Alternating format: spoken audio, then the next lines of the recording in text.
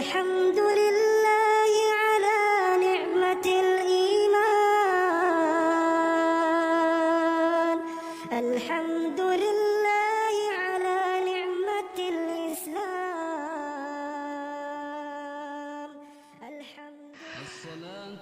Assalamualaikum warahmatullahi wabarakatuh. Alhamdulillah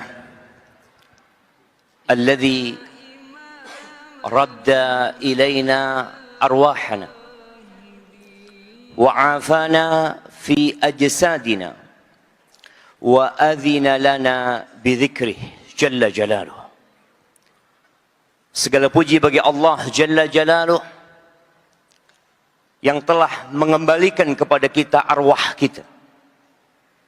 Ruh ini kembali sehingga kita bisa bangun dari tidur kita. Siapa yang mengembalikan ruh kita? Allah Jalla Jalaluh. Antum dapat melihat tatkala ruh itu keluar dalam tidur kita. Ada orang-orang yang tidak pernah bangkit lagi dari tidurnya. Ruh itu keluar pergi selama-lamanya. Sampai kelak Allah mengembalikan kepadanya kelak pada hari kiamat. Dan Allah menyehatkan badan kita. Wallahi jamaah, makanan yang kita makan, vitamin-vitamin yang kita konsumsi, tidak membuat kita sehat kecuali Allah mengizinkan. Kenapa kita selesai makan kita mengatakan alhamdulillah? Apapun yang kita makan, hendaklah kita memuji Allah atas pemberiannya buat kita dan makanan itu jadi manfaat buat kita. Ada orang yang makan jadi penyakit. Bahkan kata Nabi alaihi salatu wassalam, ma mala'a adamiyun wi'aan syarran min batan. Tidak ada wadah yang diisi oleh manusia yang lebih buruk daripada perut. Maka kita bersyukur kepada Allah kita bisa bangun dan sehat. Dan yang ketiga nikmat yang Allah berikan kepada kita, Allah memperkenankan bagi kita untuk mengingatnya. Kita dapat bangun, meninggalkan ranjang kita, berwudu, kemudian menghadap kepada Allah Jalla Jalaluh. Salat subuh ini salat yang spesial. Enggak semua orang bisa salat subuh. Di beberapa daerah ada yang mengadakan gerakan sholat subuh berjamaah. GSB.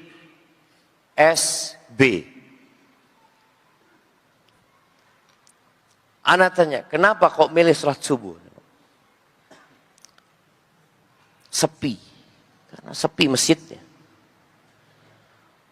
Ana ngomong sholat subuh ini sholat yang spesial. Kalau antum mau menggerakkan orang-orang sholat berjamaah, mulai dari sholat maghrib. Karena sholat maghrib semua pada bangun, nggak ada yang tidur. Hampir nggak ada yang tidur kalau maghrib itu. Antum ajak ke masjid, antum kasih tahu tentang sholat subuh, besoknya subuh ke masjid. Tapi kalau antum ajak mereka sholat subuh, mereka nggak ke masjid, yang sholat subuh ke masjid, yang biasa ke masjid memang. Nggak perlu antum gerakkan dia sudah ke masjid. Athqalus salati 'alal munafiqin salatul isya wa salatul fajr. Salat yang paling berat buat orang munafik itu salat isya dan salat subuh. Orang munafik salat apa enggak? Salat. Datang salat subuh, ya, kadang kala datang jemaah. Karena Nabi SAW tidak menyebutkan mereka nggak sholat subuh. Tapi menyebutkan berat buat mereka sholat subuh itu. Penuh penuh dengan perjuangan. Allah mengatakan tentang orang-orang munafiqin, innal munafiqina yukhadi'una Allah wa huwa khadi'uhum. Wa idza qamu ila salati qamu kusala yura'una an-nas wa la yadhkuruna Allah illa qalila. Sesungguhnya orang-orang munafik itu hendak menipu Allah. Mereka pura-pura muslim. Mereka datang sholat. Mungkin kadangkala berada di saf pertama dia atau di saf keberapa, datang dia sholat. Ingin menipu. Menipu Allah Azza wa Jalla yang maha mengetahui dengan segala yang berada di hati manusia. Wa huwa khadihum. Allah sebenarnya yang sedang menipu mereka gara-gara perbuatan mereka. Allah sebutkan buat kita kriteria orang munafik. Kriteria ini bukan untuk menghakimi orang, tapi untuk mengevaluasi diri antum. Antum termasuk apa tidak? Mereka adalah orang-orang kalau bangkit hendak melaksanakan sholat, qamu kusala, males. Sholat tapi males. Ini tanda-tanda orang munafik. Bukan tidak sholat. Yang disebutkan dalam ayat ini, sholat tapi males. Berat ya mau sholat ya. Dengar hayya ala sholat ya Allah. Maka obatin diri antum. Berangkat ke masjid kadangkala mereka memaksakan diri. Yura'una nas. Riya. Pamer. Dan mereka tidak mengingat Allah kecuali sedikit. Dikit ya. Sholatnya cepet-cepetan ya. Kalau ada orang mungkin agak panjang. Kalau sendirian, ya.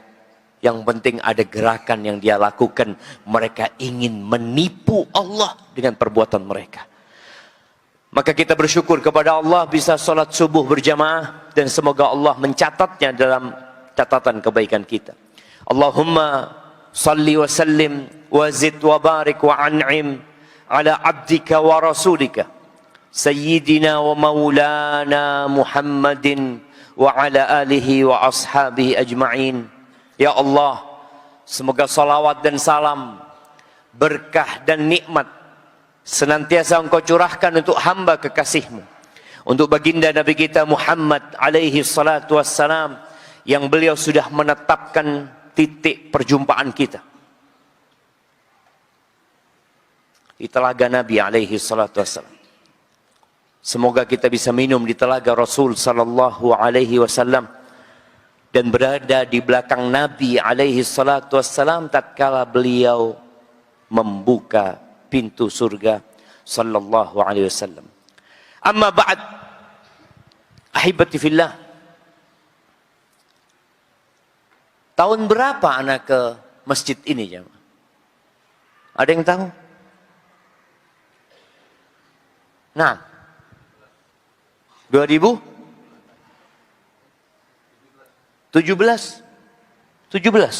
Masya Allah. Masih baru masjidnya waktu itu. Alhamdulillah. Waktu ana datang ke sini yang soft pertama tidak dengar suara ana. Mereka lebih suka di luar kata dia. Karena mikrofonnya lebih bagus di luar daripada di dalam. Tapi hari ini alhamdulillah antum dengar suara ana? Beneran? Atau antum cuma ngelihat ya?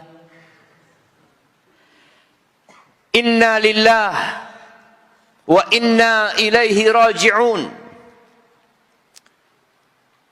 Kalau kita dengar suara itu, biasanya ada apa? Ada orang mati. Padahal sejatinya ucapan itu bukan ucapan kematian. Ucapan itu adalah ucapan tatkala kita tertimpa musibah. Apapun musibahnya.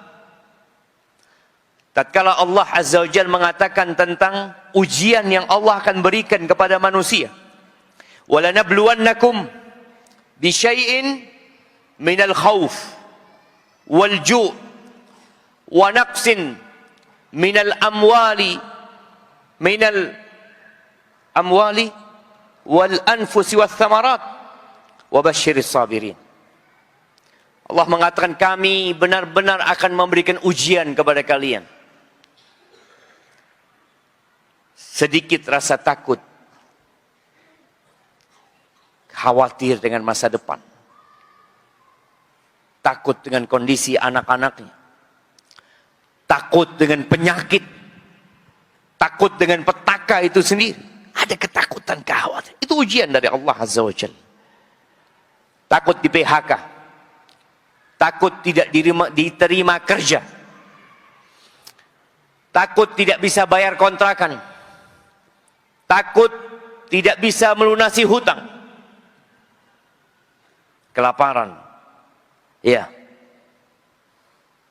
kekurangan harta, kekurangan orang-orang yang dicintai, ditinggal pergi oleh mereka, gagal panen, kekurangan buah-buahan. Lalu kata Allah, wa basyiris sabirin, berikan kabar gembira kepada orang-orang yang bersabar. Siapa mereka? Alladzina idza asabathum musibah. Mereka adalah orang-orang apabila terkena musibah. Musibahnya apa? Udah disebutkan tadi. Kehilangan sandal. Boleh jadi antum pulang kehilangan sandal. Jadilah orang yang sabar. Mereka yang berkata kalau kena musibah, inna lillah wa inna ilaihi raji'un. Jadi ucapan itu bukan untuk kematian saja. Antum datang ke sawah, yang ditakutkan oleh petani bawang itu apa? Apa jemaah? Iya, gagal panen karena apa? Karena hama, karena hujan. Kalau deras hujannya dikenangin sama air, tahu-tahu dia ke kebunnya, banjir kebunnya. Apa yang seharusnya dia katakan? Inna lillah wa inna ilaihi raji'un. Kita tuh milik Allah dan kita semua kelak akan kembali kepada Allah Azza wa Jalla. Tolong ucapan ini mulai, bukan dirutinkan jamaah. Kalau dirutinkan berarti kita sering kena musibah. Yang dirutinkan itu ucapan alhamdulillah. Kalau ucapan inna lillah ini insidental. Ketika ada kejadian, antum biasakan mengucapkan inna lillah. Anaknya datang laporan sama ayahnya, ayah, ada musibah ayah. Apa nak? Remedi. Dia harus ngulangin ujian. Kata ayahnya, kok bisa? Engkau kok nggak belajar? Kenapa engkau nggak katakan inna lillahi wa inna ilaihi raji'un? Lalu anaknya mengatakan, nak, ayah, siapa yang mati ayah? Nah, bukan mati, nilaimu ini musibah ini. Kata dia. Ibumu harus ngulangin belajar sama engkau. Kata dia. Jamaah rahimakumullah. Seringkali kita mendengar kabar kematian. Sekarang informasi kematian itu bukan hanya di kampung kita. Dengan adanya handphone, kita dapat berita kematian dari kota lain. Ana itu sering dapat kiriman innalillahi wa inna ilaihi raji'un. Mati fulan di mana? Di Malang. Ana di Jember. Mati fulan di Surabaya. Ana di Jember. Untuk memberikan informasi bahwasanya ada yang meninggal dunia. Berapa banyak orang-orang yang kita kenal, yang kita cintai, yang dia pergi meninggalkan kita tanpa pamit. Kita nggak pernah tahu kapan ajal itu datang menyebut kita. Nabi kita Muhammad alaihissalam divonis mati Kadangkala ada orang ke dokter mengatakan, Ustaz, ana sudah divonis mati, Ustaz. Waktu ana tinggal sedikit. Dari dulu engkau divonis mati, kok baru sekarang sadar? Allah Azza wa Jalla mengatakan kepada nabinya, innaka mayitun wa innahum mayitun. Sesungguhnya engkau mati, mayit, engkau itu mayit dan mereka semua mayit. Kok baru sadar kita ini kok divonis mati? Seorang yang dihukum mati karena kesalahan yang dia lakukan, dia mengatakan saya divonis mati, Pak Ustaz. Kok engkau? Saya juga divonis mati. Tinggal waktunya yang kita semua tidak tahu kapan kematian itu datang. Allah berfirman di surat Al-Anbiya ayat 34-35. Surat para nabi. Wa ma ja'alna li basharin min qablikal khuld. Dan tidaklah kami jadikan untuk satupun manusia sebelummu keabadian, kekal di dunia ini. Afa imitta fahumul khalidun. Apa kalau engkau mati, mereka yang kekal? Enggak, semuanya mati. Nabi Adam meninggal dunia, panjang umurnya tapi mati. Nabi Nuh alaihissalam, berapa tahun beliau berdakwah? 950 tahun. Mana hadiahnya jemaah? Iya, panitia tenang, lagi diambilin sama panitia hadiahnya. Ketua yayasan, loh jangan lihat-lihat dong ketua yayasannya ini. Ya, Bapak siapa namanya? Bapak Syafruddin. Nah, 950 tahun itu umur beliau berdakwah, bukan umur beliau. Disebutkan umur beliau sampai 1400 tahun. Terus mati. Ana mau tanya, siapa di sini yang umurnya ingin 200 tahun? Angkat tangan. 1000? Nggak ada sama. Kenapa kita nggak mau? Karena kita ngelihat orang-orang yang tua renta, Ustaz.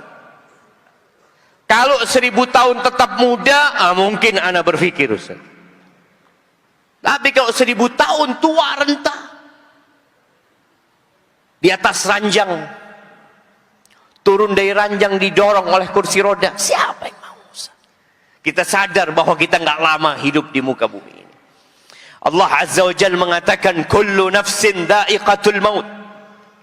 Semua yang bernyawa pasti merasakan kematian. Wa nabluukum bisyarri wal khairi fitnah.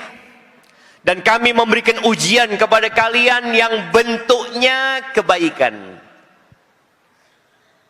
dan keburukan. Itu semuanya fitnah. Sebagian kita itu kalau susah baru ngomong, saya sedang diuji sama Allah, Ustaz. Diuji apa? Diuji uang ana tambah banyak, Ustaz. Ada yang ngomong kayak gitu? Jarang. Orang kalau berpikir ujian, ya bangkrut, Ustaz. Motor ana hilang, istri ana gugat cerai. Semua, catat ini, semua kebaikan yang Allah berikan kepada kita itu fitnah buat kita, ujian buat kita. Allah tidak menjadikan dunia ini tempat bersenang-senang. Dunia ini darul bala. Ketika Nabi Sulaiman melihat singgasana Ratu Balqis dari Yaman pindah ke Baitul Maqdis, Apa kata beliau? Hadza min fadli rabbi liyabluwani. Ini karunia dari Tuhanku, liyabluwani, untuk mengujiku. Itu ujian jamaah. Lalu Allah mengatakan, wa ilaina turja'un, dan kepada kami kalian akan dikembalikan.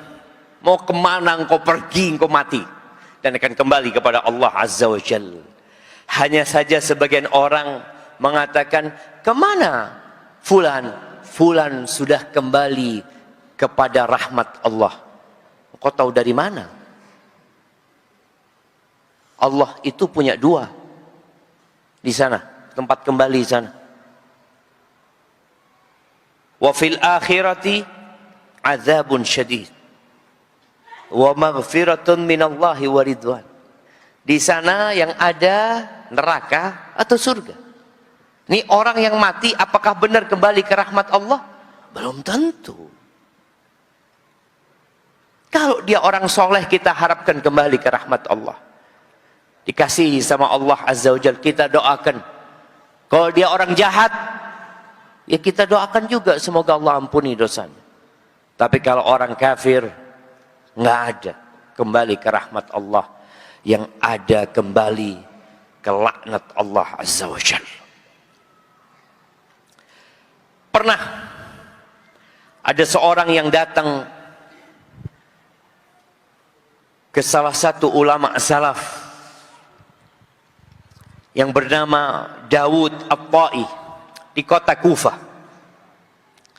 Daud At-Ta'i ini, ana baca biografi beliau, subhanallah jemaah. Beliau ini sosok orang yang alim, amil bi'ilmi. Orang yang alim dan mengamalkan ilmunya. Karena ada orang alim tapi nggak ngamalkan ilmunya. Pinter ngomong doang. Beliau berusaha untuk tidak punya banyak kawan jemaah. Ya. Beliau datang ke masjid, sholat berjadi masjid, habis sholat, beliau berzikir terus beliau pulang. Beliau tidak ingin menghabiskan waktunya untuk hal-hal yang tidak bermanfaat dan berguna. Pernah datang seorang meminta nasihat kepada beliau. Beliau ini meninggal tahun 162 Hijriah. Masuk tabi'ut tabi'in.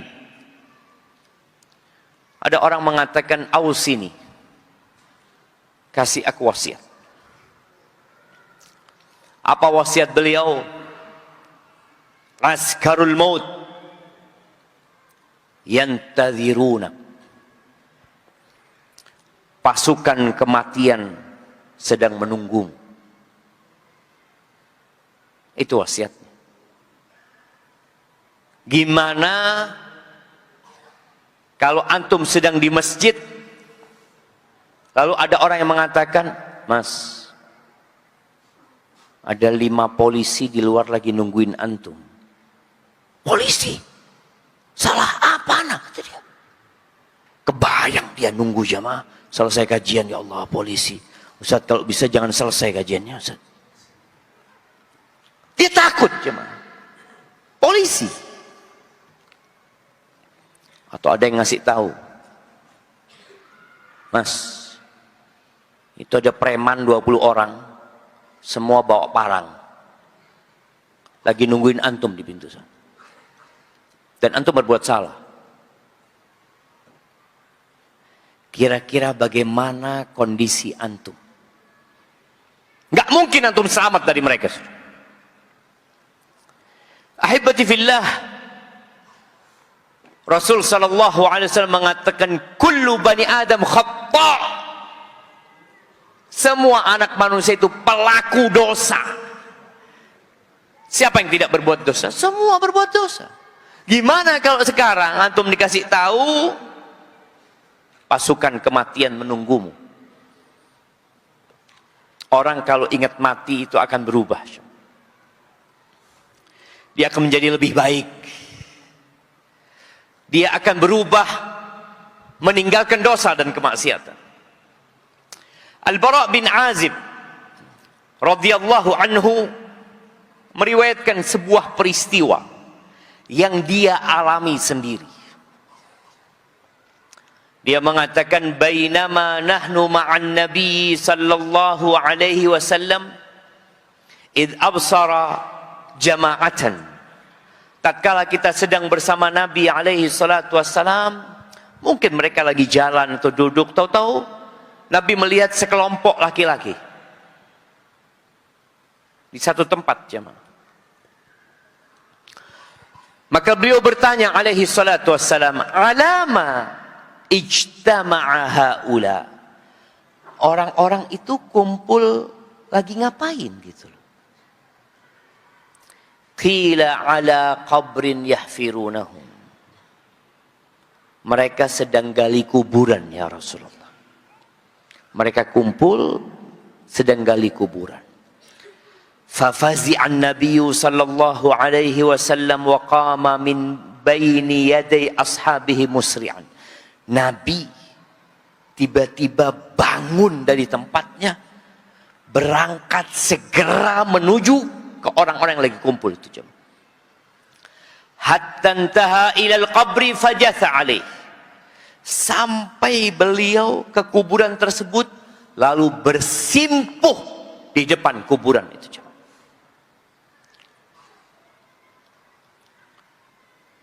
Qala al-Bara' fastaqbaltuhu.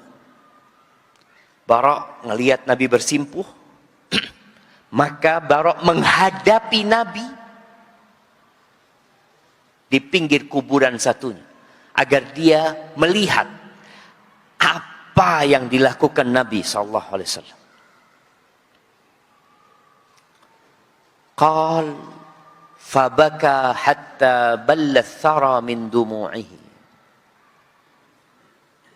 Beliau menangis ya. Sampai tanah yang di depan beliau basah.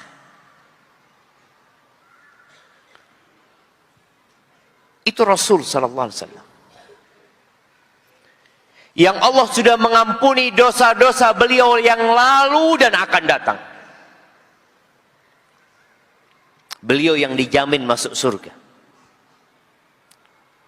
Beliau yang dapat janji dari Allah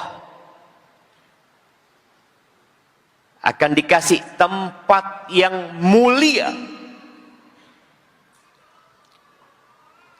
kelak di padang mahsyar dan di surga Allah Azza wa Jalla.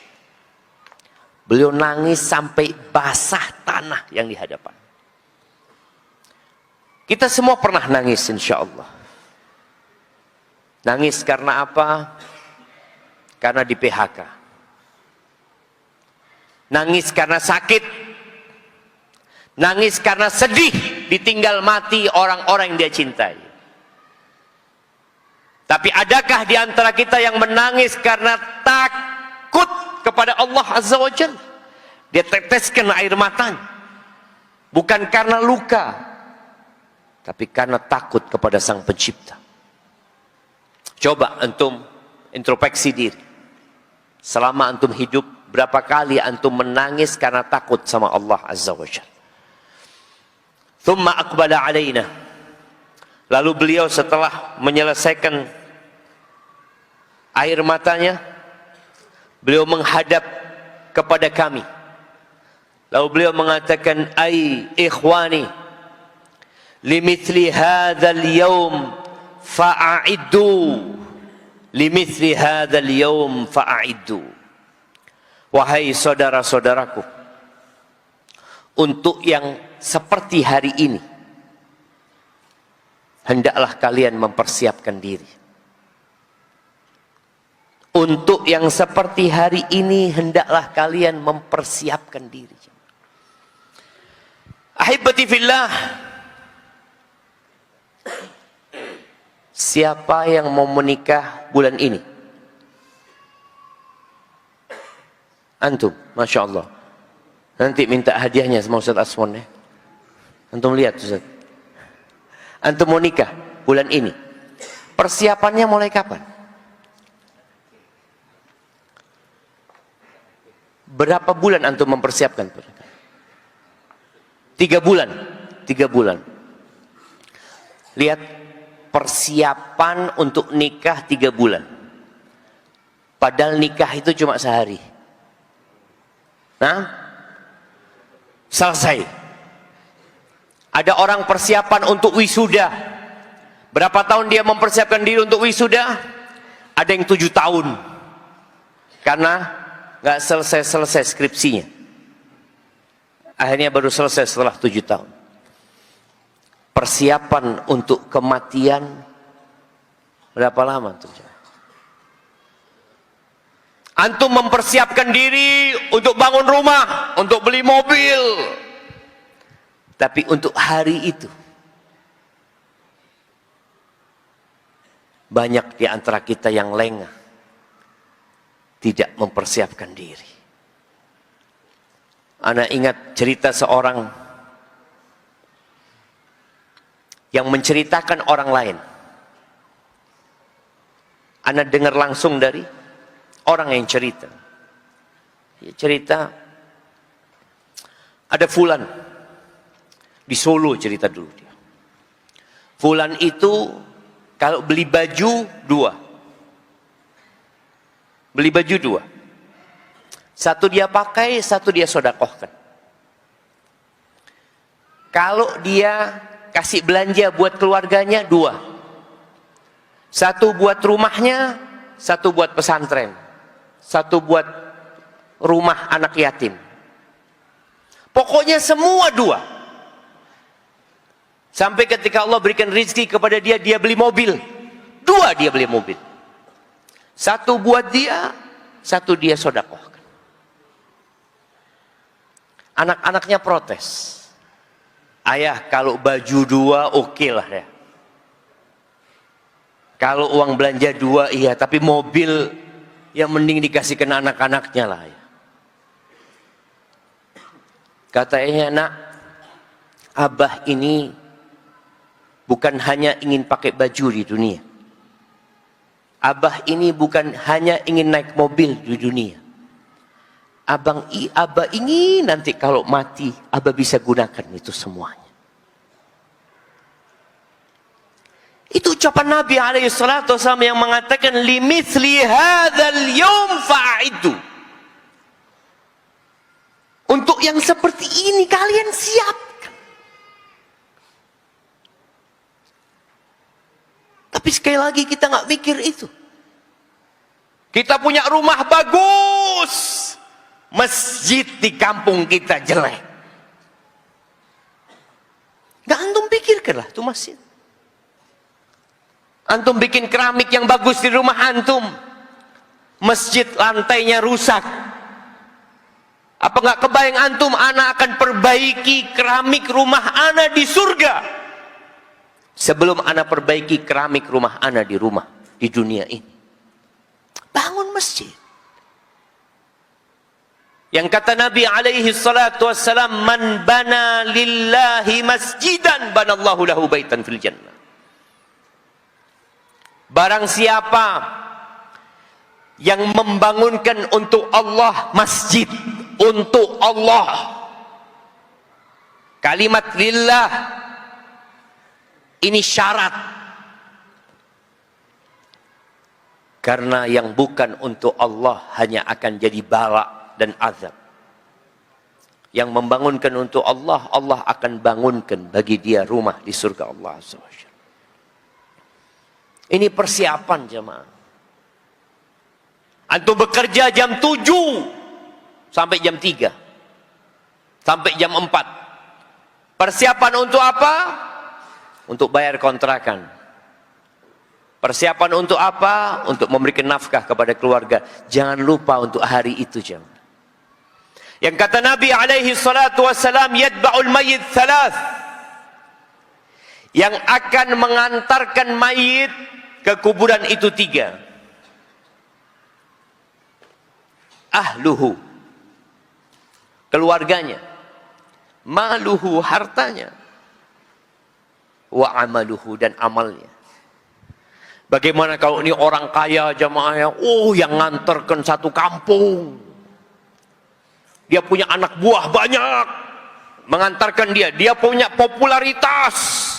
Antum bisa lihat ya orang-orang yang populer, yang masyhur, kalau mati, banyak yang ngantarkan jamaah. Fan-fannya itu nganterin. Karena ngefan, berangkat nganter. Sampai ramai di jalanan. Keluarganya. Adakah satu dari fannya yang dampingin dia? Adakah satu dari anak-anaknya, dari istri-istrinya yang mau mendampingi dia di kuburan? Lah, nggak ada. Anak-anaknya nangis. Nangis sedih, bukan takut sama Allah. Setelah selesai bapaknya dikubur, didoakan Allahumma ighfir lahu warhamhu wa'afihi wa'fu anhu. Allahumma abdilhu daran khairan min darih wa zawjan khairan min zawjih. Ya Allah, gantikan buat dia rumah yang lebih baik dari rumahnya, keluarga yang lebih baik daripada keluarganya. Terus keluarganya pulang sampai rumah, ya nunggulah mungkin berapa hari. Lalu mereka bertanya, kapan warisan mau dibagi? Nah, boleh nggak ngomong warisan setelah mati? Boleh. Siapa yang bilang nggak boleh? Karena setelah mati, harta itu milik ahli waris. Yang mati punya hak. Oh iya Ustaz, punya hak. Apa? Min ba'di wasiyatin yusa biha audain.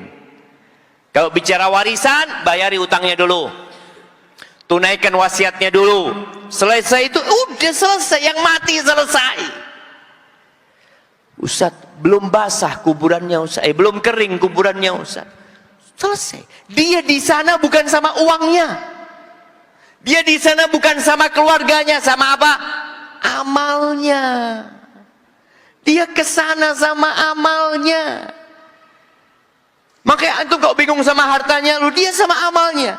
Dia ketika hidup nggak berpikir untuk bawa tuh harta. Dia tinggalkan buat ahli warisnya. Oleh karena itu Nabi SAW mengatakan, ayyukum yakunu malu ghairihi ahabba ilaihi min malih, atau yakunu malu warithi ahabbu ilaihi min malih. Siapa di antara kita kalian yang harta ahli warisnya, harta orang lain lebih dia cintai daripada harta dia sendiri? Ada jamaah orang yang lebih suka sama mobil tetangganya daripada mobil dia sendiri. Pagi-pagi ke rumah tetangga, mau ngapain? Mau mandiin mobil. Loh, mobil siapa ini? Mobil bapak, kata dia. Dia jagain mobilnya tetangga. Mobil sendiri kena hujan. Mobilnya tetangga dia masukkan ke garasi dia, jemaah. Mobil dia sendiri terkena panas dan terkena hujan. Ada yang kayak gitu, jemaah? Kira-kira kalau ada, apa kata orang? Nih, kayaknya nggak waras orangnya, jemaah. Maka ketika Nabi SAW mengatakan siapa yang harta orang lain lebih dia cintai daripada harta dia sendiri, ya nggak ada ya Rasulullah. Semua orang cinta sama hartanya lah. Apa kata Nabi SAW? Maluk, hartamu engkau tahu yang mana? Yang kau makan lalu habis, yang kau pakai lalu usang, dipakai bajunya sampai rusak, itu hartamu. Wa ma tasaddaqta bihi fabqi, yang engkau sedekahkan kemudian engkau simpan, itu harta punya orang semuanya. Itu punya orang. Di sini kita itu sibuk dengan punya orang, yang punya kita sendiri kita nggak pikirkan. Makanya tadi ketika sudah mati, harta itu otomatis pindah menjadi milik ahli waris. Ahibati fillah, ingat kita dulu nggak ada dan kita akan menjadi tidak ada. Semua kita coba. maka cobalah engkau duduk merenungkan tentang kenapa aku ada. Apakah aku ada untuk main game? Apakah aku ada untuk main bola? Apakah aku ada untuk berjalan-jalan di muka bumi ini? Apakah aku ada untuk berdagang? Apakah aku ada untuk bekerja, cari duit? Allah mengatakan, Hal ata 'alal insani hinum minad dahr lam yakun syai'an madhkura. Inna khalaqnal insana min nutfatin amsyajin nabtali faja'alnahu sami'an basira. Allah, kita dulu nggak ada, terus jadi ada. Allah berikan kepada kita pendengaran, penglihatan. Kita tercipta dari air mani yang bercampur. Itu untuk diuji, jamaah. Untuk diuji. Apa targetnya? Ayyukum ahsanu amala. Siapa di antara kalian yang paling baik amalannya? Bukan yang paling kaya, bukan yang paling tinggi jabatannya. Bukan. Tapi siapa yang paling baik amalannya? Allah juga mengatakan, wa ma khalaqtul jinna wal insa illa liya'budun. Tidaklah aku ciptakan bangsa jin dan manusia kecuali untuk beribadah kepadaku. Ya Ustaz, Anda sudah tahu dari dulu Anda ciptakan untuk beribadah. Tapi Anda sekarang kan masih muda, Ustaz. Insya Allah nantilah kalau sudah putih jenggotnya, Anda akan fokus ibadah. Ahibati fillah, apakah semua kita akan sampai ke umur 70 tahun? Kita melihat bayi baru lahir mati. Anak SD yang orang tuanya sudah nabung buat kuliah dia. Yang orang tuanya sudah sempat ngobrol sama anaknya tentang cita-cita dia. Kita lihat ya, anak-anak TK SD ditanya, cita-citamu mau jadi apa? Udah punya cita-cita. Dan orang tua biasanya sudah memikirkan, anakku kepingin jadi ini, berarti kira-kira ingin jadi dokter. Kira-kira butuh duit berapa, dia mulai menabung. Ternyata anaknya mati. Anak punya kerabat, hari Jumat lalu meninggal dunia. Namanya sama, namanya dengan anak, Syafiq. Dia masih umur 23 tahun. Dia rencana mau menikah sebelumnya bulan Januari. Tapi semuanya habis ya mah. Tinggal cerita.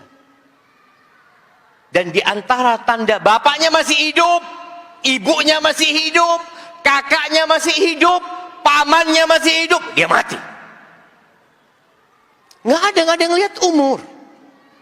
Bahkan di antara tanda-tanda kiamat, kata Nabi SAW di hadis yang riwayatkan Tabrani, inna min amaratis sa'ah ayyadhar mautul fujah.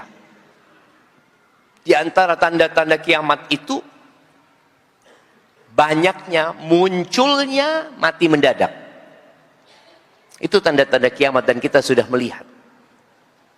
Satu pesawat hilang. Nggak tahu ada di mana. Anda masih ingat dulu ada maskapai namanya Adam Air.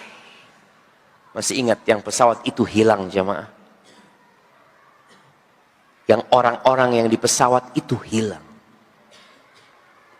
Entah kemana. Ditemukan puing-puing di lautan. Satu pesawat. Ya, beberapa waktu yang lalu ada pesawat dari Jakarta. Pesawat terbaru jamaah, yang berangkat lupa ke Pangkal Pinang atau dia naik dan tidak pernah mendarat, hanya tinggal cerita. Ratusan orang di dalam pesawat itu pagi, orang itu mau kerja, Orang itu mungkin ada meeting, mungkin sudah yang nunggu, sudah standby di bandara. Dia nunggu, bahkan sudah booking hotel, bahkan sudah booking untuk makan siang, bahkan macam-macam mereka punya rencana. Tapi Allah katakan mati semua. Mati mendadak ini enak apa enggak enaknya? Jamaah, gimana? Mati mendadak itu enak dan tidak enak. Dalam sebuah athar, Aisyah bertanya kepada Nabi SAW, an mautil faj'ah. Gimana sih mati mendadak itu gimana? Kata Nabi SAW, rahatun lil mu'min. Mati mendadak itu istirahat buat orang beriman. Buat orang mukmin yang sudah siap mati, itu istirahat. Nggak perlu sakit-sakit lagi, nggak perlu ngerepotkan orang lain. Tahu-tahu dia mati. Wa akhdatu asafin lil fajir. Tapi untuk orang jahat, untuk orang fajir, maka itu jadi pencabutan yang penuh penyesalan. Karena dia belum siap. Orang kalau mati waktu sholat, Masya Allah. Ada mati di hotel. Mati di hotel sedang berzina. Na'udzubillah min dzalik. Mati sedang bernyanyi, minum khamr juga. Muter-muter. Ada penari ular yang mati sedang menari digigit ular. Dia punya rencana. Ya, semua orang mukmin insya Allah ya punya harapan untuk bertobat kepada Allah Azza wa Jal. Tapi kadangkala yang ada menunda-nunda. Dia punya angan-angan yang panjang, jamaah. Allah Azza wa Jal menyebutkan di surat Az-Zumar ayat 56 sampai 58, menceritakan tentang orang nih yang mati dan belum siap mati. An taqula nafsun ya hasrata ala ma farrattu fi jambillah wa in kuntu laminas sakhirin. Supaya jangan ada orang yang mengatakan, amat besar penyesalanku atas kelalaianku dalam menunaikan kewajiban terhadap Allah Azza wa Jalla. Sedang aku sesungguhnya termasuk orang-orang yang memperolok-olok agama Allah. Sering ada orang yang melihat orang yang bertakwa, orang yang taat, ya malah dijadikan bahan bulian buat mereka. Bahan humor. Dan ada orang-orang yang Islamfobia, yang dia takut dengan orang kalau taat kepada Allah Azza wa Jalla. Sering datang ke masjid, hati-hati nih. Harus diawasin. Jangan-jangan teroris. Haibatifillah. Jangan sampai engkau mengatakan itu. Dulu memang aku suka memperolok-olok orang yang bertakwa kepada Allah, orang-orang yang beriman. Au taqul, "Lau annallaha hadani lakuntu minal muttaqin." Atau engkau mengatakan, andai kata Allah memberikan petunjuk kepadaku, tentulah aku termasuk orang-orang yang bertakwa. Seringkali jamaah, kita ketemu sama orang, ayolah, engkau kapan berangkat ke masjid? Sampai kapan engkau nggak puasa? Iya Ustaz, doakan Ustaz, ana belum dapat hidayah Ustaz. Ini yang dikatakan. Nanti engkau mengatakan, engkau tahu hidayah ada di hadapanmu. Engkau faham bahwasanya petunjuk Allah udah jelas tuh jalannya, engkau tinggal jalan. Seperti orang yang berada di persimpangan jalan, engkau udah dikasih tahu, engkau mau masuk surga, ini jalannya. Lalu engkau mengatakan, iya aku belum dapat hidayah. Engkau akan mengatakan itu nanti. Kalau Allah kasih hidayah dulu ya aku akan jadi orang bertakwa. Au taqula hina taral adzab. Ini ketika dihisab. Ketika melihat azab, apa yang dia katakan? Lau anna li karrah Fa'akuna minal muhsinin. Kalau aku bisa balik ke dunia, aku akan jadi orang-orang baik. Dan kita sekarang masih di dunia. Kita sekarang masih hidup. Kita masih punya kesempatan untuk jadi orang baik. Di hadapan kita kesempatan tersebut, jamaah. Allah menceritakan tentang apa yang akan terjadi. Dan itu akan terjadi. Maka jangan sampai kita termasuk golongan tersebut. Ahibati fillah. Kita disuruh sering ingat mati, jemaah. Tapi manusia berusaha untuk menghilangkan peringatan dengan kematian.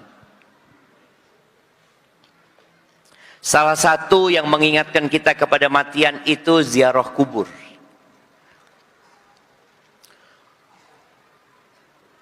Dahulu, ya bukan dahulu ya, sekarang juga. Banyak kuburan di tengah kota aja. Orang kalau lewat jalan ya, naik mobil, lihat kuburan, ya Allah, bakal mati aku ya Allah. Kuburan akhirnya ditaruh di pinggiran, jauh nggak kelihatan jam. Antum yang dilihat pasar, toko, gedung-gedung tinggi, hotel. Kapan antum akan ingat mati? Pernah ana hadir ke sebuah walimah, seperti di ruang restoran dan ruang pertemuan, jemaah. Ana di depannya itu ada tembok tinggi di seberang jalan, jemaah. Ana tanya, Mas, ini apa Mas, kata dia. Di balik tembok itu. Kuburan, Pak Ustaz. Jadi waktu dulu belum ada temboknya, sepi Ustaz. Restoran sama kafe ini sepi Ustaz. Karena orang kalau ke sana ngelihat ingat mati, nggak jadi belanja. Ingat mati pulang mungkin. Setelah ditutup jamaah, rame. Makanya biasanya tanah yang dekat kuburan itu mahal apa murah? Murah. Kenapa murah?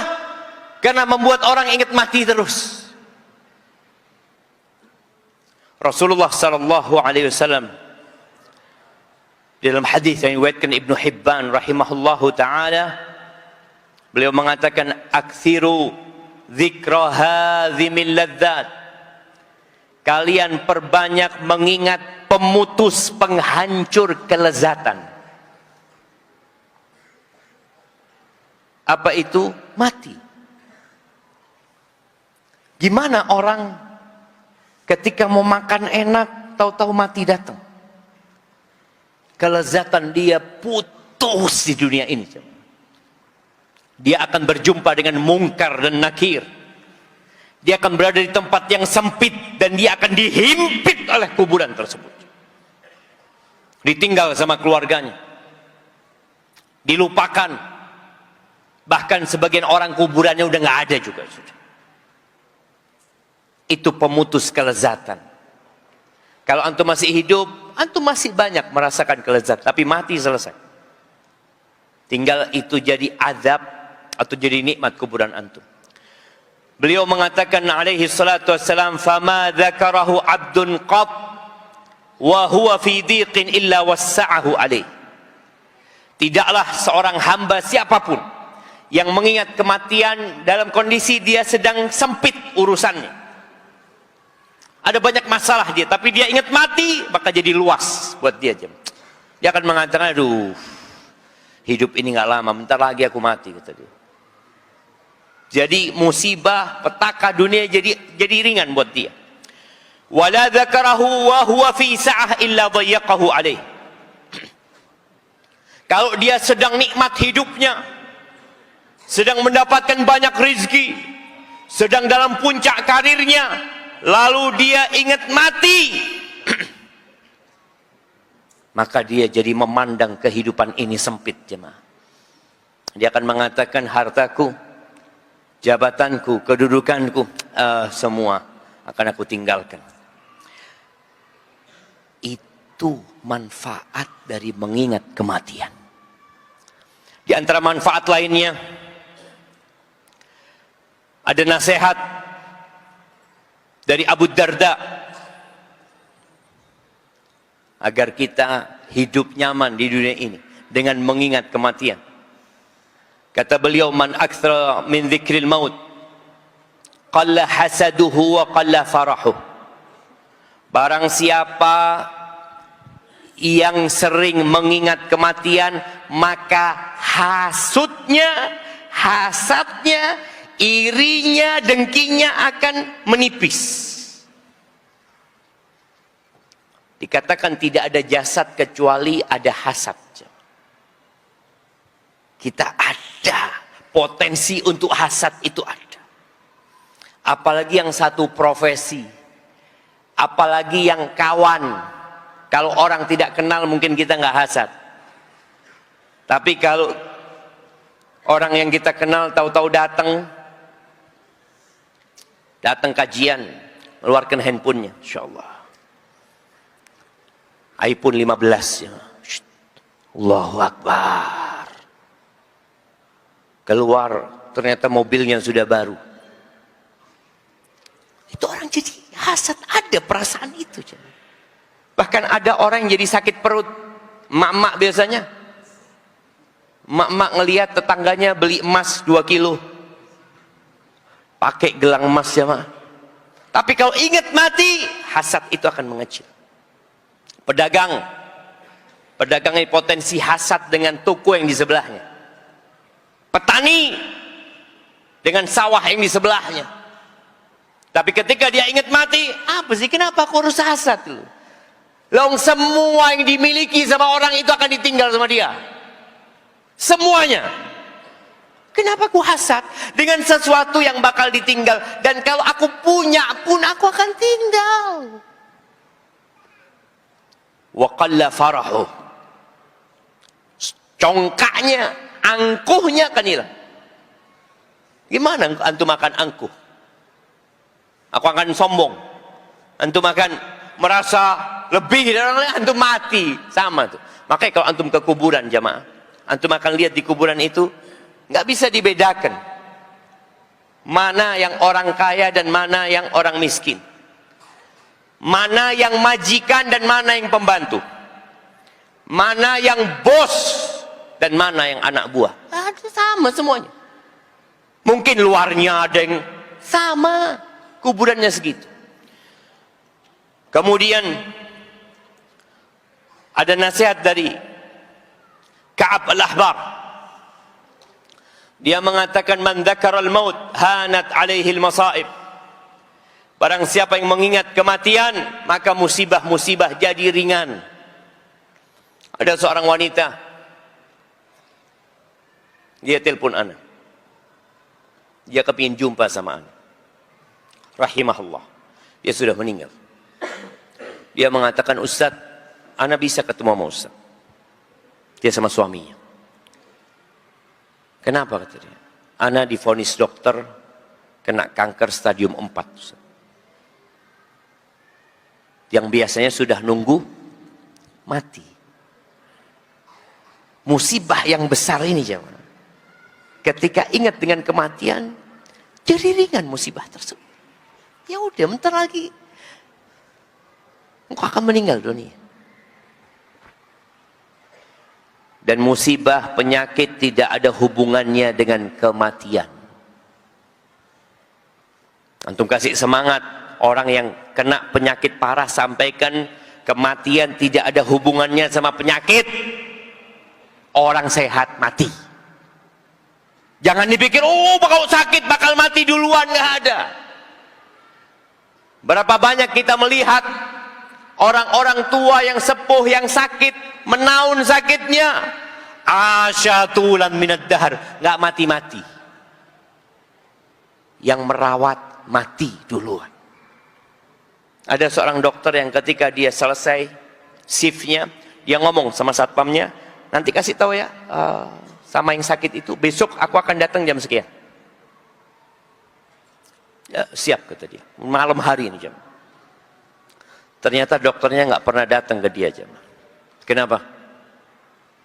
Mati dokternya. Dokternya mati duluan. Matal mudawi wal mudawa walladhi jalabad dawa'a wa ba'ahu walladhi ishtarah. Itu sudah ketentuan Allah Azza wa Jalla. Al-mudawi, dokter yang ngobatin, tabib yang ngobatin mati. Yang diobatin mati. Yang bikin obat mati. Yang jualan obat mati. Yang beli obat mati. Antum pikir kalau antum bawa obat, antum nggak mati? Ana insya Allah mau jadi dokter, Ustaz. Kenapa? Biar panjang umur, Ustaz. Ngapa katanya? Nggak ada. Antum bicara dokter bisa panjang umur, nggak ada.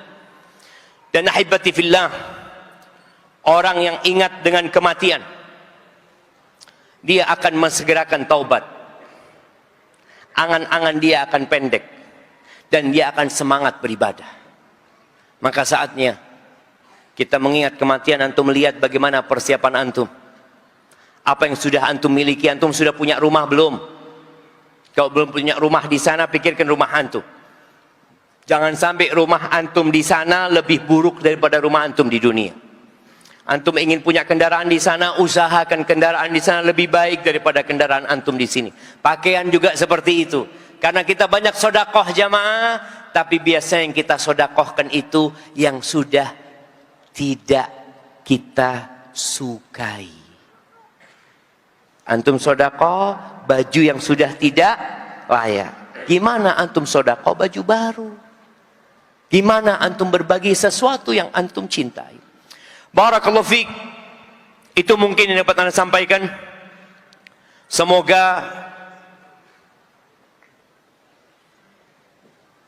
kita diampuni dosa-dosanya oleh Allah Azza wa Jalla.